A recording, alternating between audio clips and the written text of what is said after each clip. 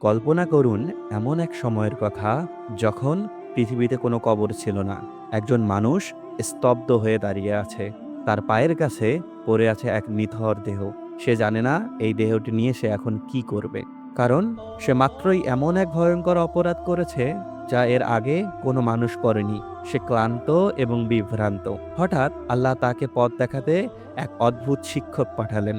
কোনো নবী নয়, কোনো ফেরেশতা নয়, একটি সাধারণ কালো কাক। কাকটি তার নখ দিয়ে মাটি খুঁড়ে আরেকটি মৃত কাককে দাফন করে তাকে পথ দেখিয়ে দিল। লোকটি তখন ডুকরে কেঁদে উঠল, হায় আফসোস, আমি কি এই কাকটার চেয়েও অধম? হ্যাঁ, এই লোকটি ছিল কাবিল, আর পায়ের কাছে মৃতদেহটি ছিল তার নিজের ভাই হাবিলের। এটিই ছিল মানব ইতিহাসের প্রথম হত্যাকাণ্ড এবং প্রথম কবরের সূচনা। কাবিল কেন নিজের ভাইকে হত্যা করেছিল? কারণ অন্ধ হিংসা আর অহংকার তাকে বশবর্তী করে ফেলেছিল।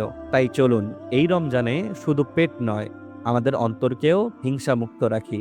ইসলামের এই আলো চারিদিকে ছড়িয়ে দিতে আমাদের চ্যানেলটিকে সাবস্ক্রাইব করে আমাদের পাশেই থাকুন।